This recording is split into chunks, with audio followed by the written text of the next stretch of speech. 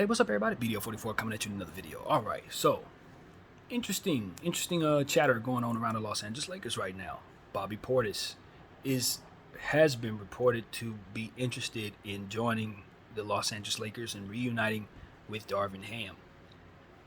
However, the last thing that I saw him post on Twitter was something in regards to internet ruined reality, which could allude to the fact that maybe this isn't true. That was posted around 4:46 p.m. last night or the night before. Was it the 30th? So I guess that's the night before. So maybe this isn't true. Maybe you got a whiff of this story getting ready to come out. I don't know. I don't know. But I'm telling you guys that is also there to see as a tea leaf when considering this rumor.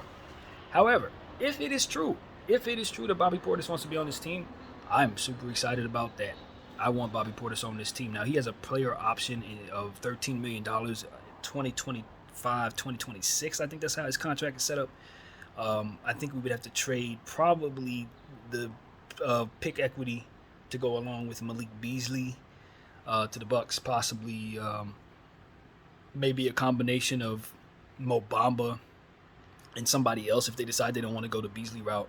But I think that's kind of how the framework would have to be. NBA champion Bobby Portis. Yeah, I want Bobby Portis on this team. You dang right. If you listened to me yesterday, in one of the videos I mentioned that I was considering what Bryce Sensabaugh could mean for the LA Lakers as a number 17th pick. And the reason why I was considering him is because he is a heavy dude at 6'6" that I thought could do similar stuff that Bobby Portis could do. And I referenced Bobby Portis. And so, like, maybe 6 hours later, I hear that Bobby Portis wants to be on the team. So I'm pretty dang excited about that just because, I think that that's the type of piece we need. Somebody that's looking to get their own bucket, another heavy guy at the 4 spot who can take pressure off of AD and Bron, who will need to play a good 25 to 30 minutes a night so that we won't be falling into situations where we're overusing those guys for any reason. Just, that's what I'm saying. And get us away from small ball as much as humanly possible because you don't think coach will probably want to bench Bobby Portis. So these are the type of things, like, for me, it's like we got to get around the fact that Darvin Ham wants to go small ball. So you got to get all the small people off the team. Is kind of how I'm looking at it. That's really where my head is right now. You got to, if your coach is doing stuff that doesn't help the team, you got to remove the stuff that the coach would otherwise do that hurts the team for this year's roster if you don't want to fire the coach. So that's kind of how I'm looking at it. It's like, Fred VanVleet, he's a little too short. You leave him out there for 40 minutes, put him down there with somebody else that's small and then someone else that's small and will suck again. Keep all the small people off the team. You can't do that. So adding Bobby Portis to this team is a good step in the right direction. And I don't see an issue with it. In a sign and trade situation, does it trigger the hard cap? He's not a sign and trade piece, no. And neither is Beasley at all. He's got the option that we would be able to opt in and trade away. That does not trigger the hard cap from what I understand. So that would be a trade that could be done. I think they would want the 17th pick. In a trade like that, I don't think the 17th pick holds up that trade. I don't believe it does. So if you're going to make that trade, you got to be sure you want to get rid of the 17th pick. That's really what it comes down to. You got to be certain that you want Bobby Portis in place of that 17th pick. And so that's just really what it would come down to. I think that for me, if I'm the Bucks, that's probably the only way I'm making that trade. I don't think 47 is going to get it done. Certainly Malik Beasley's not a desirable piece. So, you're going to have to give me 17. So that's really what it comes down to. Do I support that? It depends on who's there at 17. Simply put, if certain pieces are there, I want those pieces more so than I want Bobby Portis win now piece.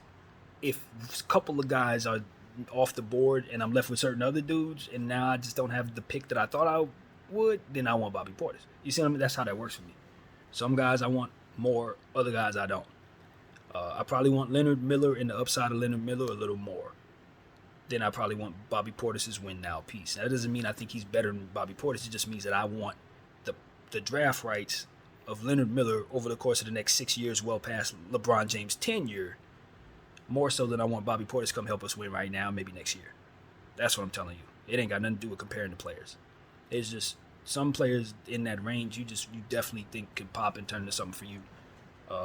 And that's really what it comes down to. So it's like maybe a piece like Jordan Hawkins he's just a shooter, even though he's a fantastic shooter. Nah, I think I probably want to go Bobby Portis. Bryce Sensabaugh, give me Bobby Portis. You see what I'm saying? So it's like, certain stuff is like, I kind of don't want to commit to this unless the organization is certain that it has no use for the 17th pick, and is most definitely considering Bobby Portis as a piece that's going to help us win now, which I actually think he is. And I look at what he's capable of. If he's still the same guy he's been, then yeah, I want that piece. NBA champion, tough guy, pull down boards, nobody gonna mess with us type of guy on our team. You know what I mean? In any way, he takes away the soft moniker just single-handedly. Once you have Bobby on your team ain't soft no more. That kind of thing. And we do have a soft identity right now in comparison to certain other teams. We don't have that tough guy. We need that. And so that's a big part of what it is I think could be added to this team that can help us get over the hump where we otherwise weren't able to. And just adding more size, more heaviness to this team is ever so important. When you consider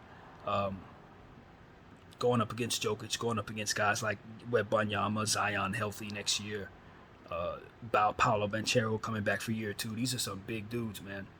They're huge dudes. Giannis, obviously. It goes on forever. So if you don't have size, you're thinking maybe just enough shot making is going to get you through the 82 game season. I don't believe that. You're gonna need some heavy dudes, man. And some tall people too.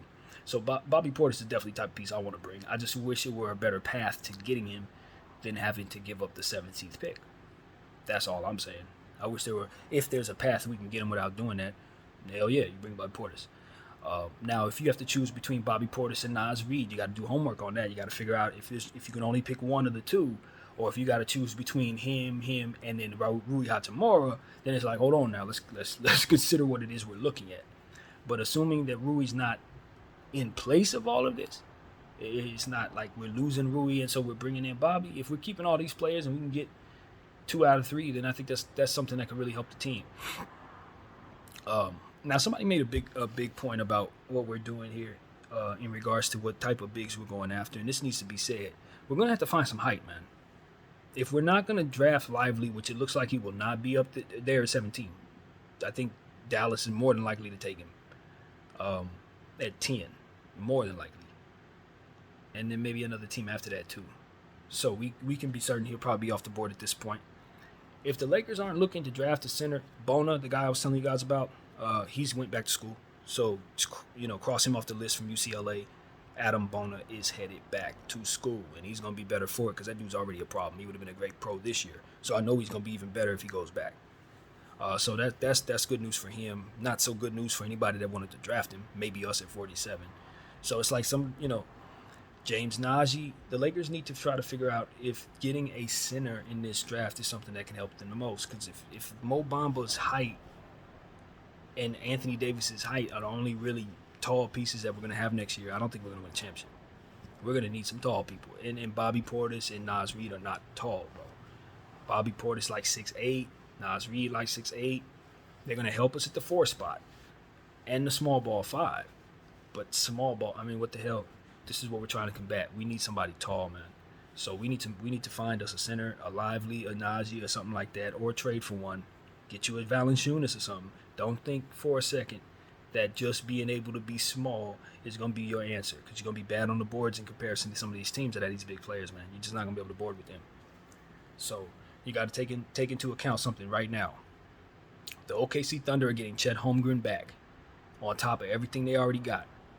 So when you're considering what type of contenders you're going to have to deal with, if you don't have a stilt, you're not going to be able to beat them.